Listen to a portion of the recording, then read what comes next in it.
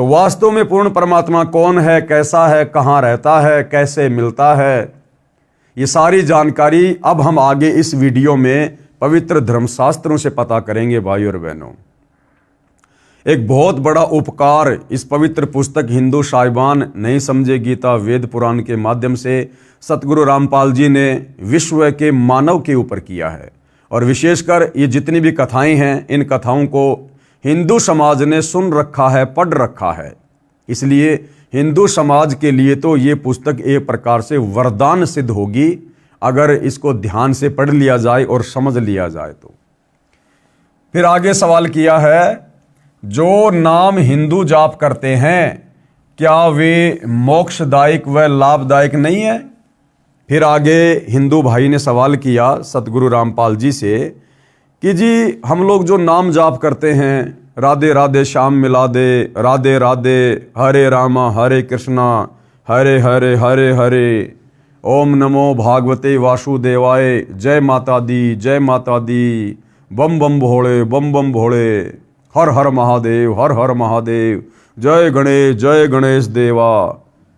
तो भाई सवाल कर रहा है कि जी फिर ये जितने भी हम लोग नाम जाप करते हैं, इनसे लाभ है या नहीं है, ये मोक्षदायक है या नहीं है, या फालतू में वैसे हम लोग अपना थूक बिलो रहे हैं?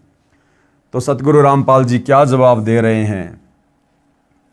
हिंदू समाज में जो नाम जाप किए जाते हैं वे मनमाना आचरण है। मनमाना आचरण क्यों? क्योंकि हमारे चारों वेदों में, पवित्र गीता जी में इन मनमुखी नामों के जाप करने का कोई विधान नहीं है, और ना चारों वेदों में और गीता जी में इस प्रकार के नाम कहीं लिखे हुए हैं। ये हमारे नादान धर्मगुरुओं ने काल प्रेरणा से समाज को भ्रमित किया हुआ है। हिंदू समाज में जो नाम जाप किए जाते हैं वे मनमाना आचरण हैं, जैसे हरे कृष्ण हरे राम, ओम नमः शिवाय, ओम नमः भागवते वासुदेवाय नमः, राधे श्याम सीताराम, राधे राधे श्याम मिला दे, जय माता दी, बम बम महादेव, ओम आदि। ओम नाम को छोड़कर शेष नाम मनमाना आचरण है। क्या कह रहे हैं गुरुदेव कि इस ओम नाम को छोड़कर बाकी जितने भी नाम, चाहे वो हजारों हैं या लाखों हैं या करोड़ों हैं, जो हिंदू समाज जप रहा है या विश्व के किसी भी धर्म का कोई भी व्यक्ति जप रहा है, वो शास्त्र विधि को त्याग कर मनमाना आचरण है। और उन नाम मंत्रों के जाप करने से साधक को अध्यात्म में कोई लाभ किसी प्रकार का नहीं हो सकता। एकमात्र ओम नाम है, क्योंकि चारों वेदों का सार गीता जी है, तो ये ओम नाम वेदों में भी लिखा हुआ है। यजुर्वेद अध्याय 40 मंत्र 15 केवल ओम नाम के जाप करने का विधान है। और गीता अध्याय 8 श्लोक नंबर 13, ओम इति एक अक्षर ब्रह्म व्यवहरण माम अनुस्मरण, ये परियाति तजन देहम शयाति परमाम गतम। खुद गीता जी का ज्ञान देने वाला ये ब्रह्म काल, ब्रह्मा विष्णु महेश का पिता, ज्योति निरंजन क्षर पुरुष, दुर्गा का पति, जो श्री कृष्ण जी में प्रवेश करके गीता जी का ज्ञान दे रहा है, ये खुद अपनी भक्ति साधना के विषय में बता रहा है। क्योंकि चारों वेदों में और गीता जी में केवल इस ब्रह्म तक की साधना की जानकारी है, बाकी उस पूर्ण परमात्मा की जानकारी तो इस काल ने खुद ही समाप्त कर दी थी। तो चारों वेदों में और गीता जी में इस काल से ऊपर की भक्ति साधना की जानकारी नहीं है। कहने का मतलब है वो मंत्र नहीं है जिन मंत्रों से पूर्ण परमात्मा की प्राप्ति हो, केवल काल तक का मंत्र है, एक ही मंत्र है। इसकी पत्नी दुर्गा का मंत्र भी नहीं है, ब्रह्मा विष्णु महेश का मंत्र भी नहीं है, अन्य तो छोड़ो, ये जितने भी मनमुखी नाम हमारे धर्मगुरु हमसे जाप करवाते हैं। इसलिए परमात्मा कह रहे हैं कि गीता में और वेदों में इन मनमुखी नामों का जिक्र ना होने के चलते ये सारे मनमाने आचरण के तहत आते हैं। केवल एक ओम नाम का विधान है। ओम नाम को छोड़कर शेष नाम मनमाना आचरण है जो शास्त्रों में नहीं है। इसलिए इनके जाप से साधक यानी भगत को कोई लाभ नहीं होता है। गीता अध्याय 16 श्लोक 23 और 24 में स्पष्ट है, श्री रामचंद्र जी का जन्म त्रेता युग के अंत में हुआ। अब विचार करना भाइयों और बहनों, श्री रामचंद्र दशरथ पुत्र का जन्म जिसको हम परमात्मा मानते हैं, उनका जन्म कब हुआ? त्रेता युग के लास्ट में, यानी जिस समय श्री रामचंद्र जी का जन्म हुआ उस समय तो कई लाखों वर्ष समय बीत चुका था। पूरा त्रेता युग बीत गया था, पूरा सतयुग बीत गया था। तो जिस समय श्री रामचंद्र जी का जन्म त्रेता युग के अंत में हुआ था, तब तक सतयुग 17,28,000 वर्ष तथा त्रेता युग 12,96,000 वर्ष का समय भी लगभग व्यतीत हो चुका था। यानी 17 और 12 कितने होते हैं भाई और बहनों? और 96,000 और 28,000, यानी इतना समय बीत गया था।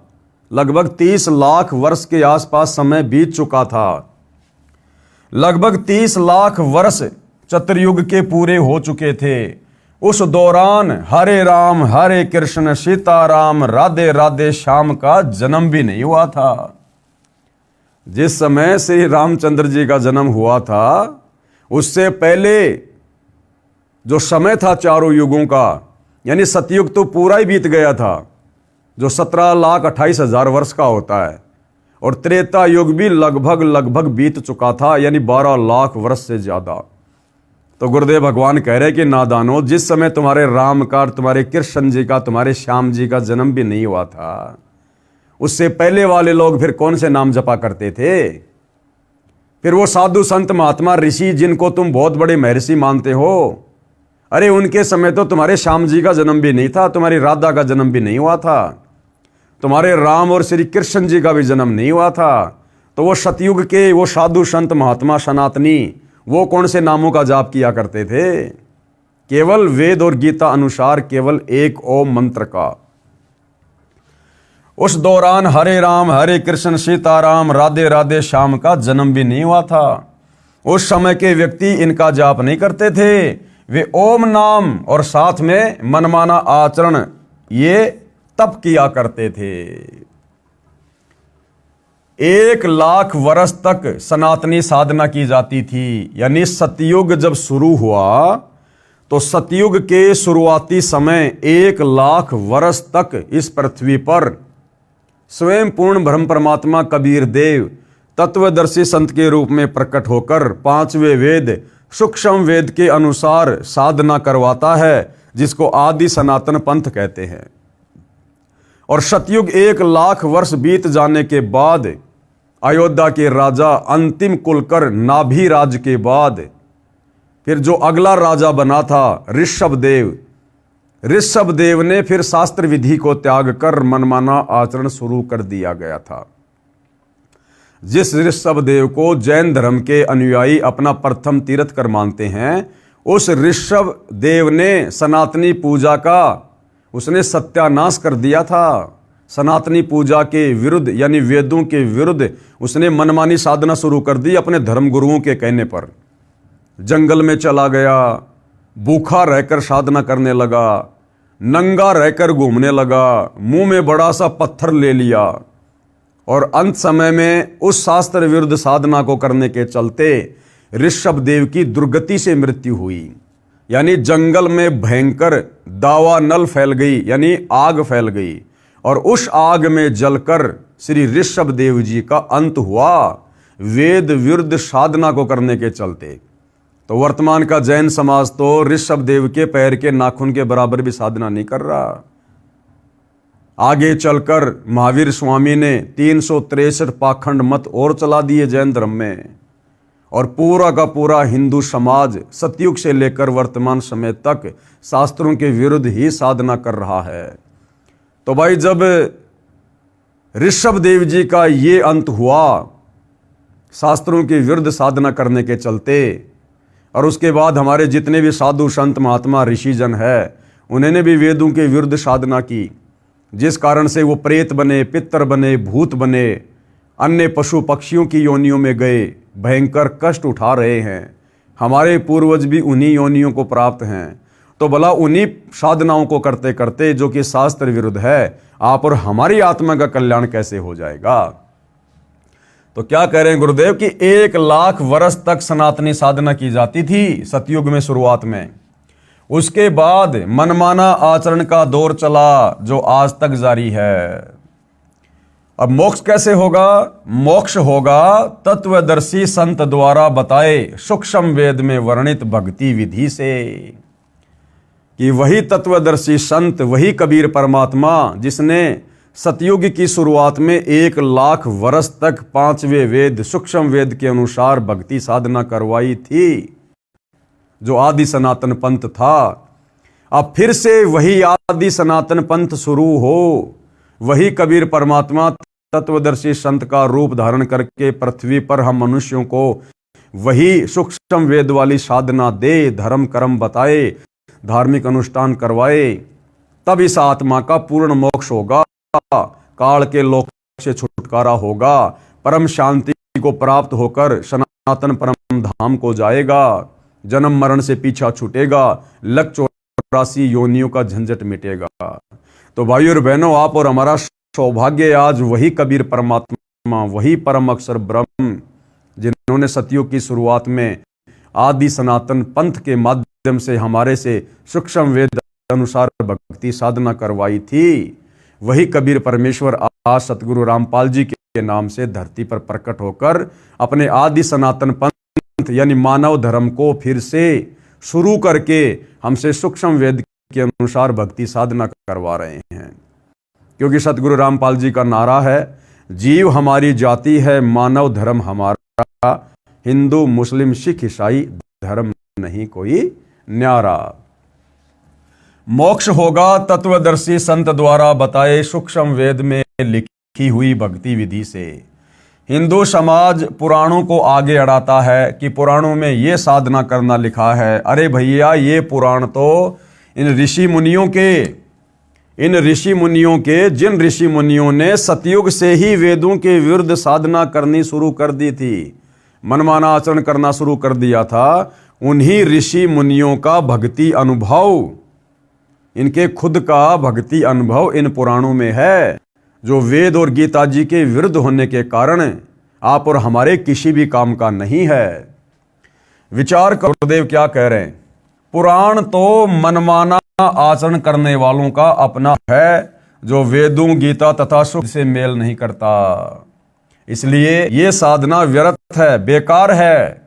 तत्वदर्शी संत बता कि परमात्मा कौन है? भाई, आगे जानकारी तो खुद परमात्मा ही बता है। सतलोक जान, वो कबीर परमात्मा स्वयं ही आकर बताता है, दूसरा उसके विषय में क्या जाने। इसलिए यह साधना व्यर्थ है। तत्वदर्शी संत बताएगा कि परमात्मा कौन है, सत्य साधना कौन सी है। यानी तत्वदर्शी संत ही बताएगा कि परमात्मा कौन है, तत्व ज्ञान क्या है। और भाइयों और बहनों, ब्रह्मा विष्णु महेश जी को भी नहीं पता कि तत्व ज्ञान क्या है। भला उन्हें परमात्मा का कैसे पता चलेगा, जब ब्रह्मा विष्णु महेश को अपने पिता के विषय में नहीं पता कि हमारा बाप कौन है, हमारा पिता कौन है, तो परमात्मा तो बहुत दूर की बात है। आपने देवी भागवत यानी देवी पुराण में पढ़ा कि जब ब्रह्मा जी एक समय विष्णु जी के पास गए तो विष्णु जी घोर तप कर रहे थे। ब्रह्मा जी को बड़ा आश्चर्य हुआ और ब्रह्मा जी ने पूछा कि हे देव, आप तो सारी सृष्टि के मालिक हैं, सबके रचयिता हैं, भला आप और किस देवता की भक्ति साधना में लगे हुए हैं? मुझे असीम आश्चर्य तो ये हो रहा है कि आप देवेश्वर होते हुए, महेश्वर होते हुए और किस देवता की साधना में ध्यान मगन हैं। तो विष्णु जी ने कहा कि मैं तो देवी की आराधना करता हूं, देवी दुर्गा की, उससे ऊपर मैं किसी को देवता नहीं मानता, किसी को परमात्मा नहीं मानता, मुझे जानकारी नहीं है। यानी मेरी जानकारी में इस देवी से ऊपर और कोई परमात्मा नहीं है।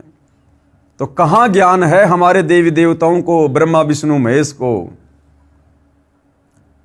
जिनको अपनी मां का तो पता है कि हमारी माता दुर्गा है, लेकिन अपने बाप का नहीं पता ब्रह्मा विष्णु महेश को। तो भाइयों और बहनों, जो ज्ञान इन देवी देवताओं को नहीं, जिस परमात्मा की जानकारी ब्रह्मा विष्णु महेश को नहीं, वो जानकारी तो वर्तमान में सतगुरु रामपाल जी के आशीर्वाद से आप और हमें हो चुकी है। आज आप और हमें पता है कि ब्रह्मा विष्णु महेश का बाप कौन है, उनका पिता कौन है। अरे बाप तो छोड़ो, इनका दादा कौन है, वो भी आज आप और हमें पता है। जबकि इनको नहीं पता तो बताओ, इनकी भक्ति साधना करने से, इनको परमात्मा मानकर पूजने से कैसे हमारा मोक्ष होगा, हमारी आत्मा का कल्याण होगा। इन्हें स्वयं आगे के रास्ते का नहीं पता, भक्ति मार्ग का नहीं पता। इनसे ज्यादा तो गुरुदेव ने आप और हमें बता दिया। तो भाइयों और बहनों, टोटल अंधकार छाया हुआ है आध्यात्मिक क्षेत्र में। ये तो सतगुरु रामपाल जी ने आकर रोशनी की है। तत्वदर्शी संत बताएगा कि परमात्मा कौन है, सत्य साधना कौन सी है, गलत कौन सी है। गीता अध्याय 4 श्लोक 34 में स्पष्ट है कि गीता ज्ञान भी पूर्ण नहीं है। अगर गीता जी का ज्ञान पूरा होता, अगर गीता जी के ज्ञान से भगवान मिलना होता, तो गीता जी का ज्ञान बोलने वाला ये काल ब्रह्म गीता अध्याय 4 श्लोक 34 में अर्जुन को ये ना कहता कि अर्जुन, तत्व ज्ञान की प्राप्ति के लिए, जो तत्व ज्ञान गीता जी में नहीं है और ना मेरे को पता है, अगर उसको पता होता तो 2 श्लोक और बोल देता। लेकिन उसने भी ऑप्शन छोड़ दिया कि भाई तत्व ज्ञान की प्राप्ति के लिए तत्वदर्शी संत की खोज कर, और तत्वदर्शी संत मिलने के बाद उस परमात्मा के सनातन परम धाम में जाने के लिए फिर साधना शुरू कर, तब तेरा आत्म कल्याण होगा, तेरा मोक्ष होगा। तो गीता जी में भी कंप्लीट मुक्ति वाला ज्ञान नहीं है, केवल जानकारी है। और कंप्लीट मुक्ति वाला ज्ञान तो तत्वदर्शी संत बताएगा, खुद गीता का ज्ञानदाता कह रहा है। गीता अध्याय 4 श्लोक 34 में स्पष्ट है कि गीता ज्ञान भी पूर्ण नहीं है, परंतु गलत भी नहीं है। जिस प्रकार 10वीं कक्षा का सिलेबस कंप्लीट नहीं है, उसके बाद तो 12वीं कक्षा है, फिर बीए है, फिर एमए है, फिर पीएचडी है। तो 10वीं कक्षा तक का जो सिलेबस है, जो ज्ञान है, वो कंप्लीट नहीं है, परंतु अनकंप्लीट भी नहीं है। हम उसको गलत भी नहीं कह सकते, क्योंकि अपने लेवल का वो ठीक है, 10वीं तक का है। लेकिन 10वीं से ऊपर का ज्ञान 10वीं की पुस्तकों में नहीं है। उसके लिए तो फिर हमने आगे की कक्षाओं में जाकर पढ़ाई करनी पड़ेगी। तो गीता और वेदों का ज्ञान जहां तक है अपनी जगह ठीक है, इस ब्रह्म तक की साधना है, इस ब्रह्म तक का ज्ञान है। लेकिन यदि हमने मोक्ष प्राप्त करना है, ऊपर की साधना करनी है सनातन परम धाम की, तो भाई तत्वदर्शी संति बताएगा, जो खुद गीता ज्ञान देने वाला अध्याय 4 श्लोक नंबर 34 में कह रहा है।